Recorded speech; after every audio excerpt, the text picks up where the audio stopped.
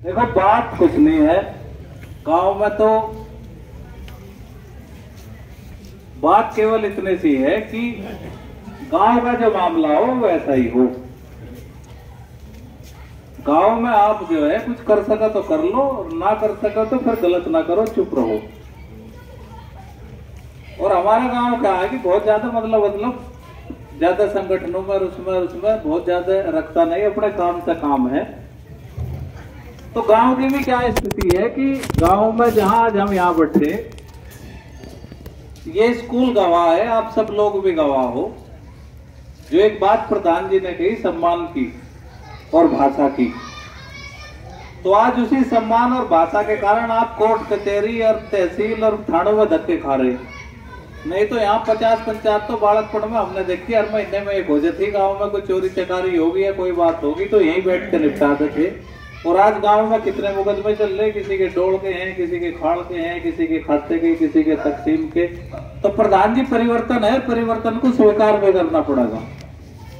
वो बात सही है भाई।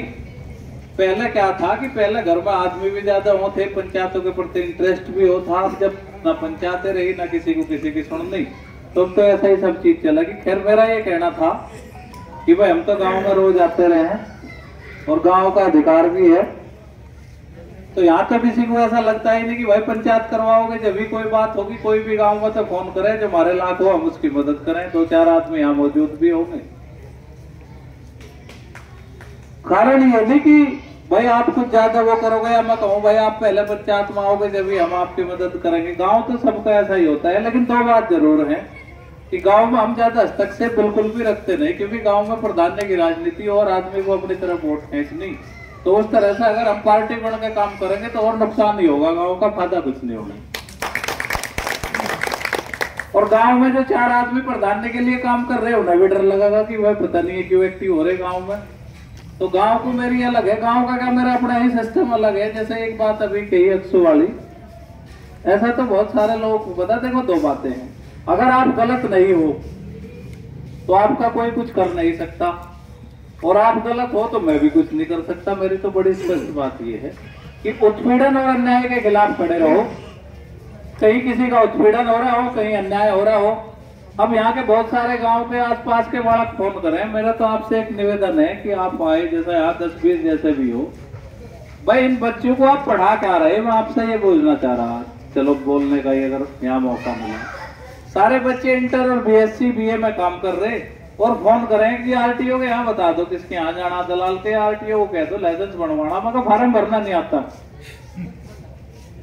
गाँव में कुछ काम नहीं, 2000 रुपए जाके, मतलब मैं एक उदाहरण दे रहा, 2000 रुपए जाके आरटीओ के दलाल को दे आओगे, आरटीओ तक जाने की हिम्मत नहीं रखते।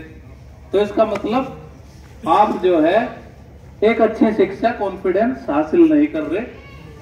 एक दूसरी बात अभी जो प्रधान जी ने कही थी, ये भी एक गांव में कारण है कि हर आदमी व्यक्तिगत हैसियत बढ़ाने के चक्कर में लगा हुआ कि भाई मुझे विधायक जानता हो,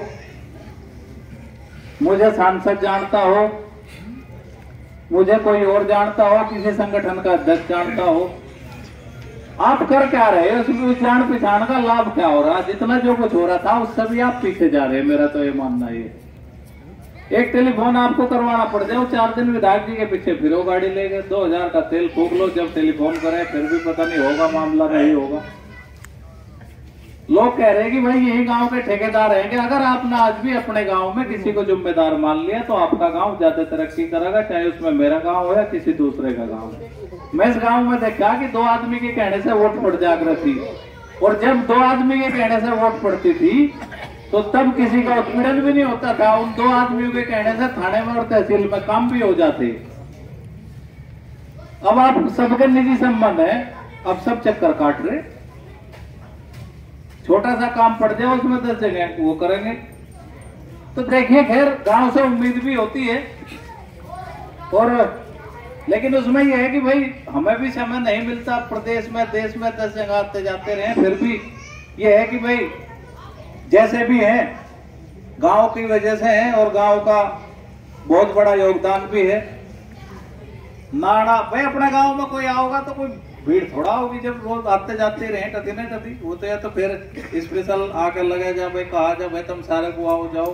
वो दिन बच्चों का कुछ कार्यक्रम था, तो इन्होंने कहा कि पापा जी को बुला रहे, मगर चलो मैं भी आ जाऊंगा। लेकिन मेरा ये मानना है कि अगर पापा जी यहाँ आ रहे थे तो फिर जिम्मेदारी थी कि सब पट्टी वाइज, खानदान कुणबे वाइज कहा जाता और उनके सब जिम्मेदार लोग मौजूद रहते। संगठन और वो अलग छोड़ दो भाई, खाप का मतलब किसी एक जाति बिरादरी से नहीं, सबका सबसे है। अगर आपके गांव के प्रधान जी का, आपके परिवार के मुखिया का या आपके खाप चौधरी का सम्मान और ताकत ज्यादा दिखाई देगी तो उसमें ऑटोमेटिक आपका सम्मान बढ़ता है। मैं एक बात और बता दूं, आप गलत चक्कर में हो। आज व्यक्तिगत बात को कोई मजा नहीं है, न कोई आपको मानता।